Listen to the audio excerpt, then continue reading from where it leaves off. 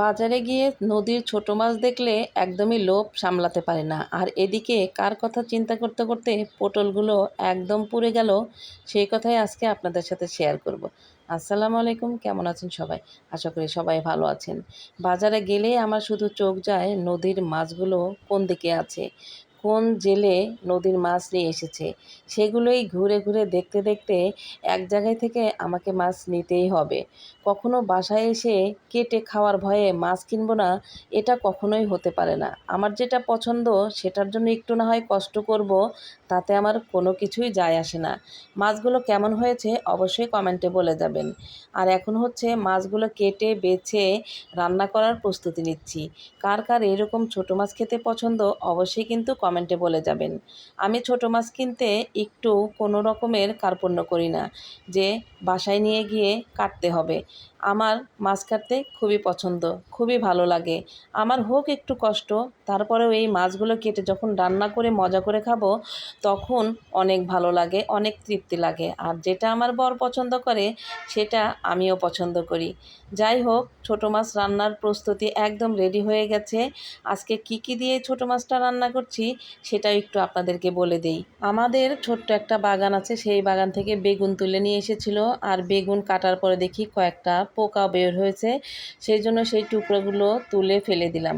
আরও যেগুলো দিয়েছি পটল, কাঁঠালের বিচি, তারপরে হচ্ছে আলু আর পেঁয়াজ তো দিয়েছি। আর এই তরকারিটা কাঁচামরিচ দিয়ে সুন্দর করে হাতে মাখিয়ে রান্না করলে এত সুন্দর ঘ্রাণ বের হয়, মাখাতে মাখাতে কি আর বলবো। এইভাবে কারা কারা আমার মতো বিভিন্ন রকমের সবজি দিয়ে রান্না করে খান সেটাও কিন্তু অবশ্যই আমাকে কমেন্টে বলে যাবেন। সব কিছু গুছিয়ে নিলে রান্নাটা অনেক তাড়াতাড়ি হয়ে যায়। যেহেতু আমার কোনো হেল্পিং হ্যান্ড নেই, আমাকেই ঘর বাড়ি গুছিয়ে রান্নাটাও করতে হয়, বাইরে প্রয়োজন হলে মেয়েদের কাছেও যেতে হয়, সেজন্য আমাকে সব কিছু একদম রেডি রাখতে হয়, রান্নার সময় যেন কোনো দেরি না হয়। যাই হোক, সব মশলা কিন্তু দিয়ে দিলাম। কাঁচামরিচ, পেঁয়াজ, ধনিয়া গুঁড়া, হলুদের গুঁড়া, রসুন বাটা, জিরা বাটা। আর সরিষার তেল ছাড়া তো আমার একদমই চলে না। শ্বশুরবাড়ি থেকে সরিষা পাঠায়, সেই সরিষা রোদে দিয়ে শুকিয়ে ঘানিতে ভাঙিয়ে নিয়ে এসে সেটা দিয়েই তরকারি রান্না করতেছি। আর এই রকম সলিড সরিষার তেল দিয়ে তরকারি রান্না, ভর্তা খেলে এতই মজা হয় আপনাদেরকে আর কি বলবো। আর এই যে হাতে মাখিয়ে রান্না করলাম হলুদটা, এই হলুদটাও কিন্তু আমার কিনে খেতে হয় না, আমার শ্বশুরবাড়িতে জমিতে লাগানো হয়। সেটা আমরা সুন্দর করে সিদ্ধ করে শুকিয়ে মেশিনে ভাঙিয়ে নিয়ে সারা বছর এই হলুদের ব্যবহার আমার বাসায় চলে, অন্যদেরকেও আবার একটু একটু দিয়ে থাকি। যাই হোক, দেখেছেন তো তরকারির কালারটা কেমন এসেছে। আর এই পর্যন্ত যারা যারা ভিডিওটি কন্টিনিউ করলেন, অবশ্যই শুরু থেকে ভুলে গেলে এখন একটা লাইক দিয়ে অবশ্যই সুন্দর একটা কমেন্ট করে যাবেন পুরো ভিডিওটি দেখে। আর এই তো হাতে সুন্দর করে মাখিয়ে নিয়ে পরিমাণ মতো পানি দিয়ে দিলাম। এখন হচ্ছে হাই হিটে রান্না করছি। আর এই বলক ওঠার পরে আমার ঘরের ভিতরে এত সুন্দর একটা স্মেল বের হয়েছে কি আর বলবো। আর একটা কথা বলি, এই যে চুলার পাশে পরিষ্কার দেখতে পাচ্ছেন, রান্নার সময় আমি কতবার যে পরিষ্কার করি সেটা আর কি বলবো। রান্নার সময় এত ময়লা হয়, পাতিলের এই যে চার মুড়ি দিয়ে এখান দিয়েও ছিটাফোঁটা অনেক লাগে, তেল চিটচিটে হয়ে যায়। রান্না করতে করতে আমি অনেকবার এই চুলা, হাঁড়ি সব কিছু ডানে বামে কিন্তু মুছে রেডি করে রাখি। আলাদা সময় বের করার মতো আমার একদমই সময় নেই। আমার বর পছন্দ করে একদম চটচড়ি হয়ে যাবে, পানি যেন না থাকে।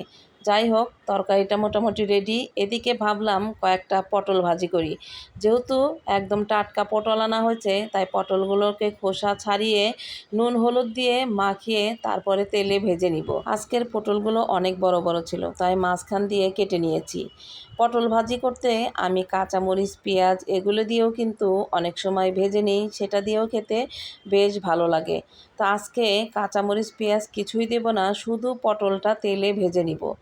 এই পটলগুলো অনেক ভালো খেতে, বেশ ভালো লাগবে, দেখেই বোঝা যাচ্ছে এগুলো হচ্ছে টাটকা কচি বেগুন। আর যেগুলো পটলের ভিতরে বিচি শক্ত থাকে, সেগুলো উপর থেকেও শক্ত থাকে, সেগুলো ভেজে খেতেও ভালো লাগে না, আবার তরকারিতে খেতেও একদমই ভালো লাগে না।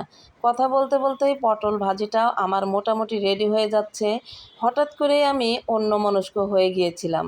হঠাৎ করে আপনাদের ভাইয়ার কথা মনে পড়ে গেল।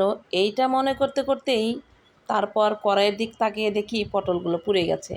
কী আর করা, আপনাদের ভাইয়াকে বলেছিলাম তোমার কথা ভাবতে ভাবতেই পটলগুলো পুড়ে গেছে।